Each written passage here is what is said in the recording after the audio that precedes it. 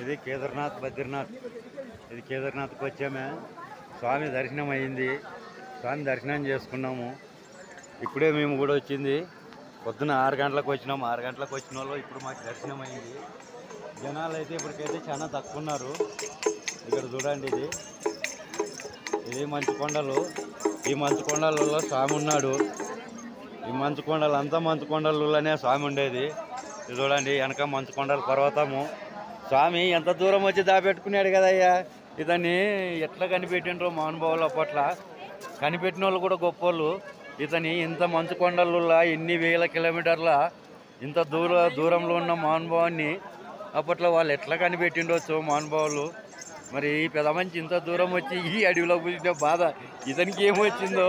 మరి ఇతను కైలాసవాసుడు అంటే ఇదేనేమో ఈ పెద్ద మంచి కైలాసము. మరి ఇది కైలాసవాసుడా మరి పరమేశ్వరుడు ఎట్లా ఇది పెద్ద మంచిని. మరి పెద్ద మంచి దేవాలయం ఇది దేవాలయం ఇతంది పెద్ద మంచిది. ఇక్కడ భక్తులు కొంతమందికి ఇది చుట్టుగా ఇతని దేవాలయం చుట్టూ వెనక చూస్తావా మేఘాలు, మంచు కొండలు. అంతా మంచు కొండలలో భగవంతుడు నిండార్లో దాగి ఉన్నాడయ్యా స్వామి. ఎవరికో ఎంతో పుణ్యం చేసుకున్న వానికైతేనే ఈ దర్శనం అవుతుందని పెద్దలు అంటుండ్రు.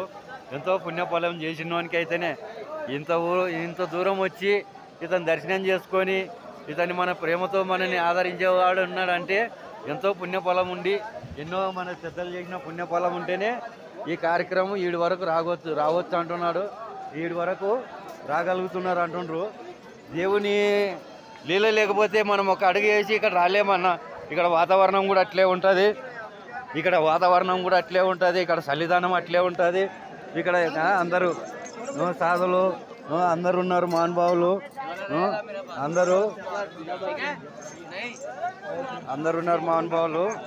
మహానుభావులకి వీళ్ళు చూడండి, అందరూ సాధులు సన్యాసులు అందరూ దేవాలయం కాడికి వచ్చి ఇటు ఈ పెద్ద మంచి ఇక్కడి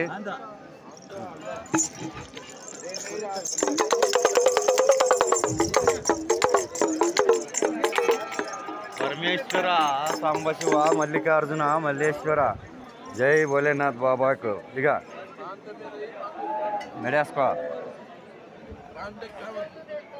స్వామి స్వామోళ్ళు ఉండాలి. నీకే ఉండాలి.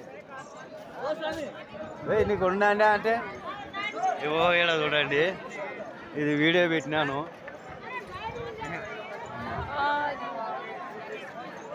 నీ పాసుగా ఇది ఎక్కడ తెలగా. ఇక్కడ చూడండి, ఇది దేవాలయము. ఈ దేవాలయం కాడికి వచ్చినాము. దర్శనం అయిపోయింది. లోపలికి పోయి వచ్చినాము. లోపలికి పోయి దర్శనం చేసుకొచ్చుకున్నాము. ఇప్పుడు ఇక్కడ తాత ఉన్నాడు బాబా. ఈ బాబాని చూపిస్తున్నాము. ఈ బాబా చూడండి అక్క. ఇది దేవాలయము పైన దేవాలయము. ఈ దేవాలయంకి ఎంతో పుణ్యం చేసుకున్నవానికి అయితే నీ దర్శనం అప్పుతుంది. నిజంగా చెప్పాలంటే నా జీవితంలో నేను ఇది భగవంతుని చూస్తానే అనుకోలేదన్నా. నా లైఫ్లో నాకు ఈ దర్శనం నా లైఫ్లో నీ స్వామిని నేను పోగలుగుతానా, చూస్తానా, అసలు చూడలేను అనుకునేంటి. భగవంతుడు మాకు దర్శనం ఇచ్చిండు. చాలా మా జన్మ ధన్యం అయిపోయింది. ఈ క్షణంలో ఇట్లా చచ్చిపోయినా కూడా మహాపుణ్యమే అనుకుంటాం మేము. చాలా ఇంత కొద్ది ఎక్కువ చూసే అవసరం కూడా లేదు. మహానుభావుడు పెద్దోడు స్వామి రూపాయమ్మ ఎంత కష్టపడి వాళ్ళు మంచి ఉదయస్తులు ఉంటే వాళ్ళ కష్టం లేకుండా కూడా దేవాలయం కాడికి దొరికొచ్చుకునే భగవంతుడు ఇతని. ఈ పెద్ద మంచి ఎంతో పుణ్యం. ఈ పెద్ద మంచిని తలుసుకున్న వాళ్ళకి కానీ ఉన్నవారికి కానీ ఎంతో మహానుభావుని పెద్ద ఉదయము. అది ధర్మ ఉదయం ఉన్న వాళ్ళకే, ధర్మస్థులకైతేనే ఈ యాత్ర తీర్థయాత్ర. ఇది చార్ధామ యాత్రలో ఒకటి. చార్ధామ యాత్ర ఎవరైతే పెడుతున్నారో చార్ధామ యాత్ర పెట్టుకునే వాళ్ళకంతా ఇది ముందు. ఇప్పుడు ఇక్కడ మీరు కొద్దిగా జల్దీ వచ్చిన వాళ్ళకి కానీ బిరీతిని వచ్చిన వాళ్ళకి కానీ మంచి దర్శనం. ఇక్కడ ఎక్కువ మనకి పబ్లిక్ కూడా తక్కువ ఉన్నారు. ఈ జనంలో అయితే భగవంతుని దర్శనం బాగా జరుగుతుంది. ఈ నుంచి దర్శనం బాగా జరుగుతుంది.